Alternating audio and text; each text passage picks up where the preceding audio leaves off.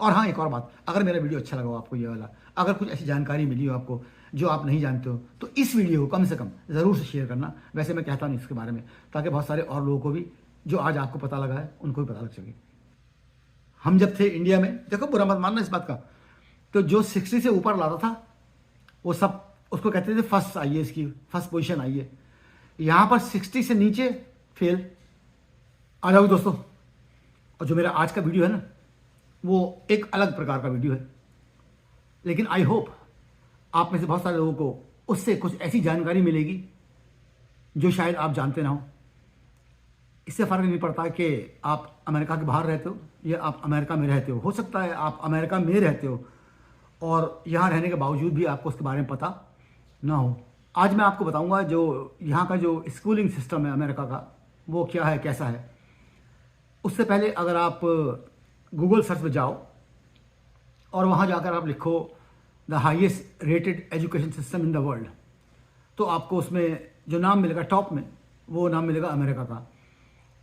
कल ऐसा हुआ कि जो मेरे ग्रैंडसन्स हैं, जब वो स्कूल से आए तो उन्होंने मेरे से कहा कि नाना देखो हमें क्या मिला है। तो मैंने दिखाओ भी क्या मिला है। तो उन्होंने कहा कि हमारे को सर्टिफिकेट मिला है। दोनों को मिला, उनको 8th ग्रेड में है वो दोनों भी। और उन्होंने कहा कि हमारे ए ग्रेड्स आए थे, जिनके जिनके ए ग्रेड आते हैं उनको ये सर्टिफिकेट मिलता है। तो मेरी जिज्ञासा हुई जानने की कि यार ये क्या सिस्टम है और ये कैसे वर्क करता है, किस तरीके से यहाँ का जो एजुकेशन सिस्टम है। तो उसके बारे में मैंने फिर रिसर्च करी और मैंने पढ़ा उसके बारे में, और उसके बारे में मैं आपको आज बताने जा रहा हूँ इस वीडियो के ज़रिए। जब हम स्कूल जाते थे पेरेंट टीचर मीटिंग में इंडिया में, तो क्लास से पता लगता था कि ये वाला बच्चा फर्स्ट आया है, ये सेकंड आया है, ये थर्ड आया है क्लास में। तो हम उनकी कॉपी मांगते थे और फिर अपने बच्चों को दिखाते थे। उनसे कहते देखो कितने अच्छा करा काम इसने, कितनी अच्छी लिखाई है इसकी राइटिंग देखो, इसके नंबर देखो। मुझे पता नहीं कि अब भी वही सिस्टम है इंडिया में या नहीं है कि फर्स्ट सेकंड थर्ड क्लास में बच्चे आते हैं या नहीं आते हैं, लेकिन यहाँ पर जो सिस्टम है वो एक अलग सिस्टम है। और आई होप कि अगर आप मेरा वीडियो पूरा देखोगे तो आपको इसको काफ़ी जानकारी मिलेगी कि जो अमेरिका का जो स्कूलिंग सिस्टम है वो किस तरीके का है और वो कैसे वर्क करता है। देखो यहाँ पर ऐसा होता है कि स्कूल में एक चीज़ उसको बोलते हैं जीपीए।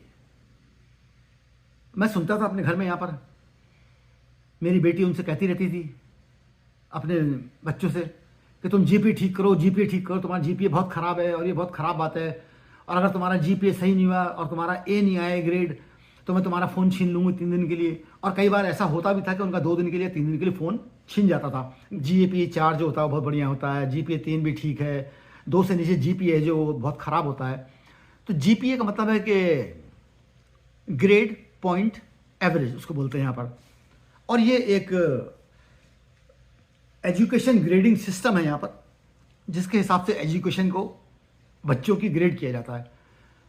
और जो ग्रेड्स मिलते हैं उनको वो इस प्रकार से होते हैं, ए से लेकर डी तक, और उसके बाद फिर एफ, ए प्लस, ए माइनस, और उसके बाद फिर बी प्लस, बी माइनस, फिर सी प्लस, सी और सी माइनस, फिर डी प्लस और डी माइनस, और उसके बाद फिर एफ। आज मैं आपको बताऊंगा कि ये क्या चक्कर होता है, ग्रेडिंग का जो चक्कर होता है यहाँ पे अमेरिका के जो स्कूलों में होता है वो क्या होता है, और उनका क्यों इतना महत्व है ग्रेडिंग सिस्टम का। तो देखो एक बात मैं बताऊँ आपको कि यहाँ पर जो बच्चे स्कूलों में पढ़ते हैं उनको अपने जो ग्रेड्स हैं जो उसके हिसाब से उनको क्रेडिट पॉइंट्स मिलते हैं, और वो पॉइंट्स जो होते हैं वो उनकी जो हिस्ट्री है एजुकेशन की है, जब पढ़ाई की हिस्ट्री है, उसमें वो सारे पॉइंट्स जो होते हैं वो काउंट होते हैं। तो जब वो हाई स्कूल के बाद में जब कॉलेज में या किसी यूनिवर्सिटी में दाखिला लेने जाते हैं तो वहाँ पर ये बहुत काउंट होता है कि आपका जीपीए कितना है। और जीपीए जो है वो एक तरीके से एक सारे जो भी आपके मार्क्स हैं उन सारे मार्क्स का एक एवरेज होता है एक तरीके से। बहुत ज़्यादा मतलब उसमें नहीं जाऊँगा मैं टेक्निकल आपको बताने के लिए कि जीपीए का कैलकुलेशन कैसा होता है। तो जिन बच्चों का जीपीए जो है वो ए प्लस होता है, उनके जो परसेंटेज होती है बिटवीन 97 to 100, वो ए प्लस है।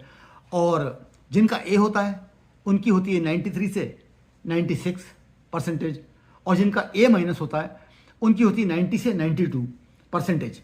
तो ये तो हो गया ए ग्रेड का कि जो ए ग्रेड वाले हैं। उसके बाद फिर आता है बी ग्रेड। बी ग्रेड में होता है कि वही जैसे ए प्लस है वैसे बी प्लस है। तो बी प्लस में 87% से 89%, और बी में 83 से 86%, और बी माइनस में 80 से 82%। उससे पता लगता है कि अगर किसी का ग्रेड जो है बी है या बी प्लस है या बी माइनस है, तो अगर आप जानते हो, इस बारे में जानकार हो कि वो क्या होता है, तो आपको एक आइडिया लग जाता है कि इस बच्चे की परसेंटेज जो है कितनी है। उसके बाद फिर आता है आपके सी प्लस। सी प्लस में ऐसा होता है कि 77 से 79%, और फिर ये है कि सी में आपकी जो परसेंटेज होती है वो होती है 73 से 76। फिर सी माइनस में 70 से 72% आपकी।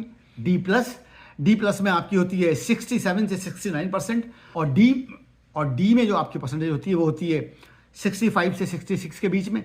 और फिर डी माइनस जो होता है वो 65 या उससे जो बिलो होते हैं वो डी माइनस होता है। कुछ बच्चे ऐसे होते हैं कि जिनका जो जीपीए होता है वो होता है एफ, और एफ जो है वो बहुत खतरनाक है।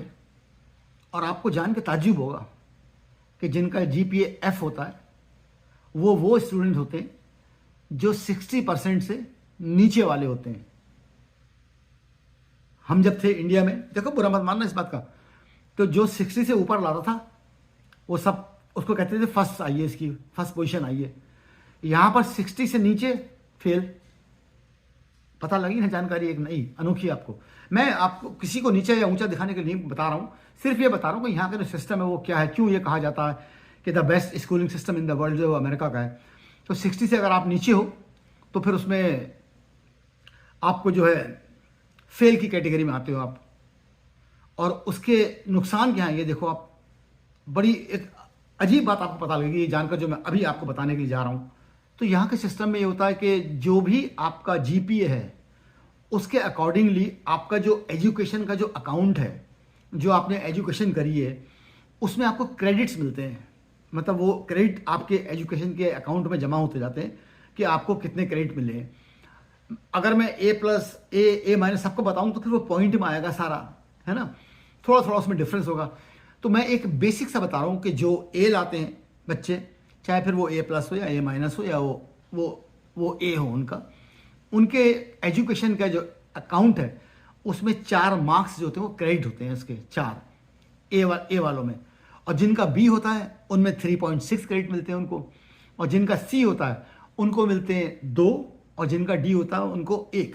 तो इस तरीके से जब आप यहाँ पर पढ़ाई करते हो और आप इन क्रेडिट्स को अर्न करते हो अपनी पढ़ाई के दौरान या एजुकेशन के दौरान, तो और आप आगे पढ़ाई के लिए जाते हो, तो वहाँ पर वो ये देखा जाता है कि आपके जो क्रेडिट्स हैं उनका अकाउंट क्या है, और उसी के हिसाब से या उसी के बेसिस पे आपको यूनिवर्सिटी अपने यहाँ दाखिला देती हैं। जिसका 4 है क्रेडिट सब चीज़ों में, तो उसको हाथों हाथ ले लेंगी। अब एक और बड़ी मज़ेदार बात मेरे को ये पता लगी यहाँ पर कि हमारे यहाँ तो ये था कि कहते हो पढ़ने लिखने में तो था नहीं कुछ भी, लेकिन खेल कूद में बहुत बढ़िया था। यहाँ पर अगर आप पढ़ने लिखने में अच्छे नहीं हो तो आपको खेल में भी जगह नहीं मिलेगी।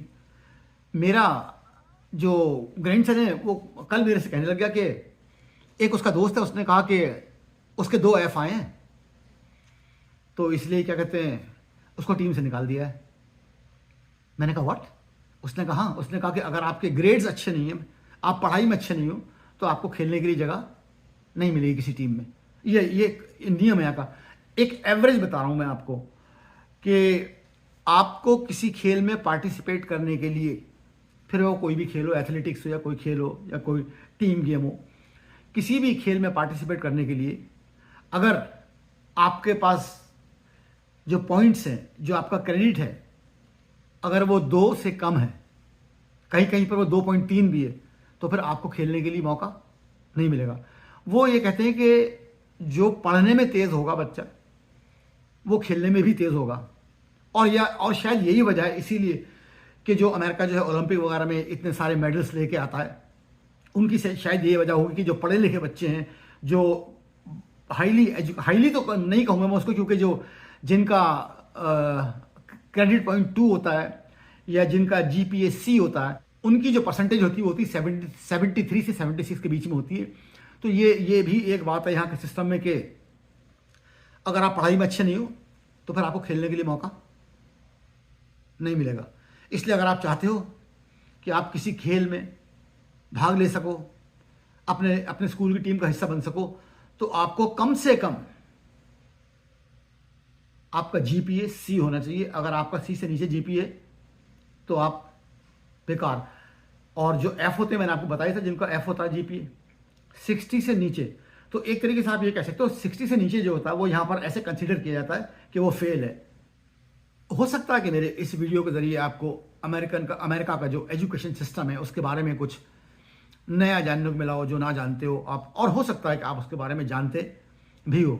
और मेरे जितने यूट्यूब फैमिली के जो लोग हैं, जो लड़के हैं, जो लड़की हैं, जिनसे मेरी बात होती है, मैं हमेशा उनसे ये कहता हूँ कि बेटा अगर पढ़ रहे हो तो अपने आप को पढ़ाई में झोंक दो बस, और इससे उधर और उधर कुछ सोचो मत, क्योंकि जहाँ पर हो ना वहीं से रास्ता निकलेगा। यहाँ पर अमेरिका की जो बड़ी बड़ी कंपनियाँ हैं, बड़ी बड़ी कंपनियाँ, उसमें जो टॉप के जो CEOs हैं बहुत सारी कंपनियों में, वो सब भारत से आते हैं। एजुकेशन सिस्टम यहाँ का बहुत बढ़िया है, लेकिन जो टॉप की कंपनियाँ हैं बहुत सारी, उसमें भारत से लोग आते हैं।